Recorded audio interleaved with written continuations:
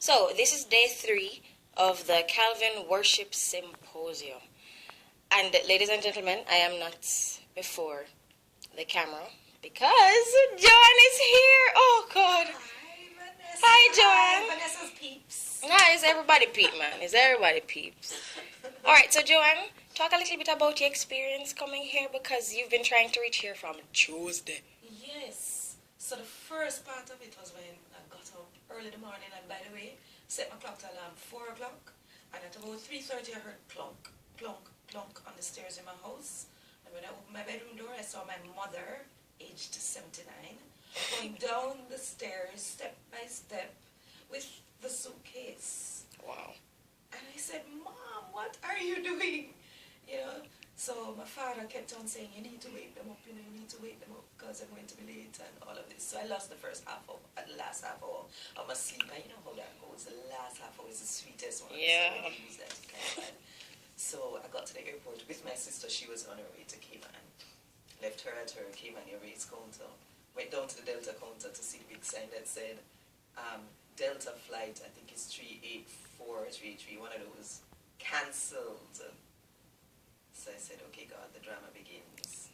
And tried to convince them that they need to get me to where I'm going because conference that next day and I need to get there.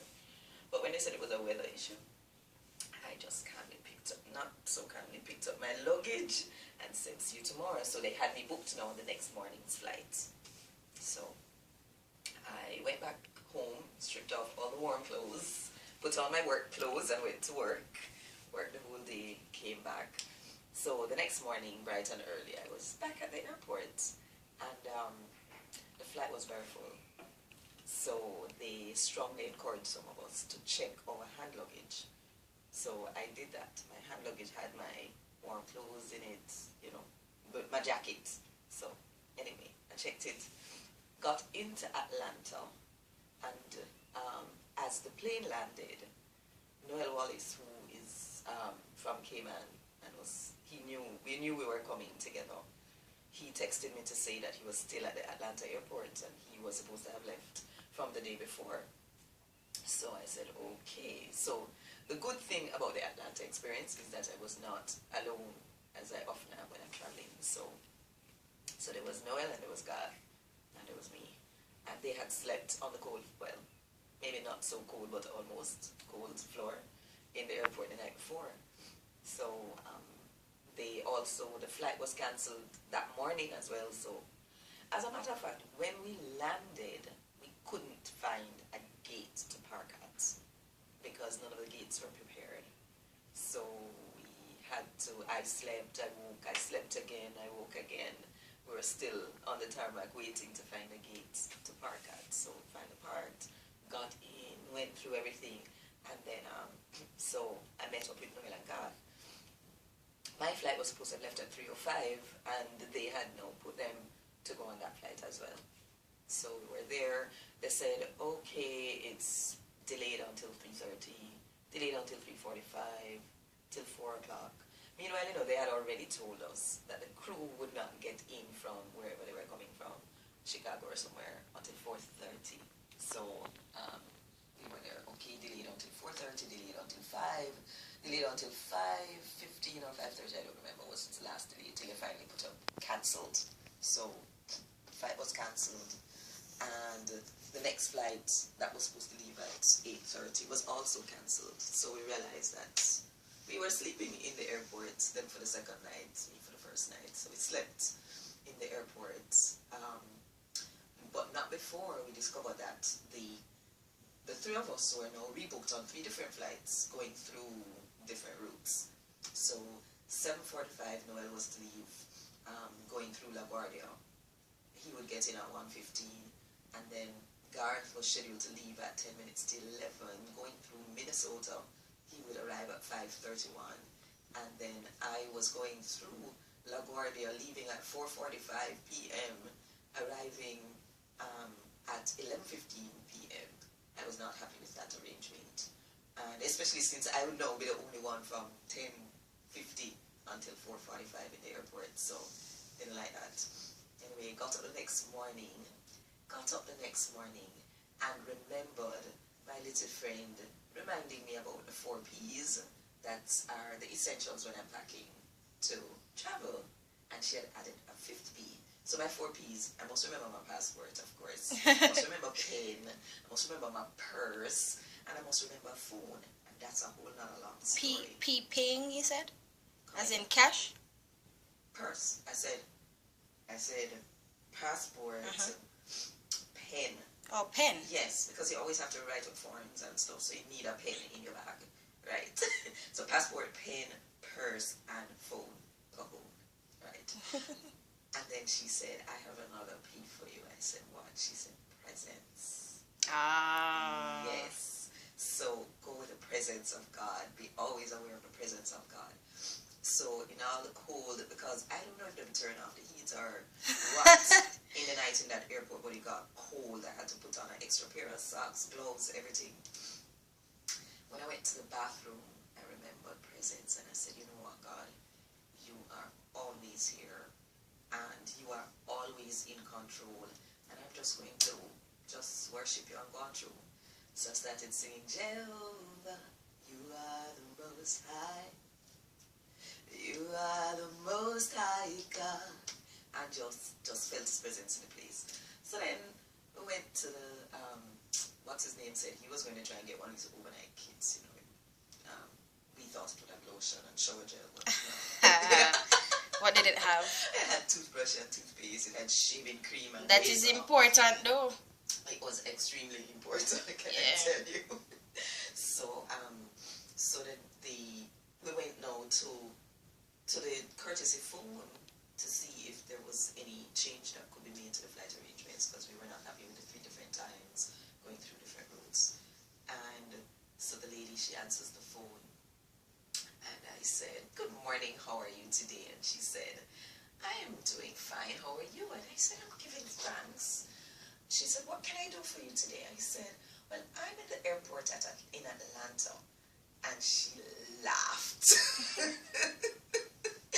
And I figured she was laughing because it's just crazy to be in the Atlanta airport at this time with everybody else. It's just a zoo. And she said, no, I'm just laughing because it's so strange to have somebody calling so upbeat and happy, calling from the Atlanta airport, you know. So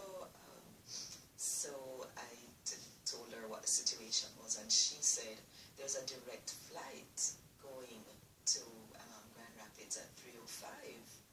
Would you like me to put you on it? I said, wow. I said, how many seats are on it? She said, oh, you're not traveling alone? I said, no, there are 3 of us. She says, well, there are 2 seats on this plane. Yeah.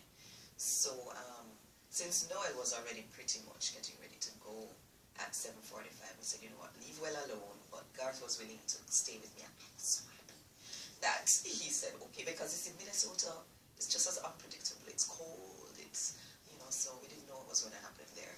So he decided to wait with me and go on the direct flight. Then when he went to pick up the kit, the lady said, oh, so why don't you go on standby for the 9:40 flight? And this was like 7 in the morning. So we said, okay. 9:40 a.m.? Yes. Okay. So we went out there, we looked, we saw it said, oh, it's going to leave at 10:38. So we waited, and while we were waiting, by the way, it was, no, that's not when we discovered it. It's when we went to take Noel over to his departure that we discovered the free Wi-Fi. All right. Fridays, right. So anyway, we went over, we waited. Then, so Garth kept looking at the board intermittently, then he came back shaking his head. I said, what is it? He said, that flight is cancelled. Oh, Lord. So, I mean, from Tuesday, no flight had left out for Grand Rapids. So when did your flight leave? The one we eventually came on? Yeah. 3:05 p.m. Because when they had put us on standby, she said, I'm not cancelling your 3:05. So I said, that's wonderful. So we were booked on the 3:05, but we really didn't know if it was going to go. We discovered that the problem was that the crew couldn't get to the airport. Oh, like yes. The pilot and the co-pilot and the, oh, Lord. Either where they were coming from, it was just really bad, or in the Atlanta area, they couldn't get to the airport. Yeah, because people are sleeping at school and work and Cars can't drive on the road. Yeah, it was pretty bad. And what time? A friend of mine was saying that somebody was trying to get to him from 5 miles away, and 4 hours later, he said he's still on the highway. It's crazy. So it was really terrible. So what time you got here? So we got in at just about 5, a little after 5, we got into the airport in Grand Rapids, and it was like, Finalmente. Finally. When we were there waiting, I said, it's either God don't want us to go to this thing, or the devil trying to stop us from going to this thing. And Garth gave another perspective. He said, or it could just be that this thing is so important, we have to understand through struggle how significant it is. And I said, oh. And would you believe that when we got in, when we just had time for soup and dessert, and then we went to the chapel, and the speaker was talking about the importance of suffering, the value of suffering. And it was like, okay, God, I guess this is it. So it was just amazing. Came in, I had a wonderful night's sleep. Awesome. With my roommate, Vanessa. Hey! Alright. Yeah. Well, Joanne is here. Yeah. Praise the Lord. And as she would say, nothing No day where God can do. No day where God can do. Nothing at all. No day where God can do.